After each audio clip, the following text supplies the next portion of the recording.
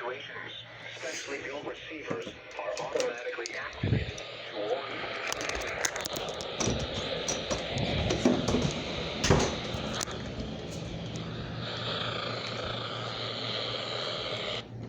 St. George and severe weather in the area on Wednesday.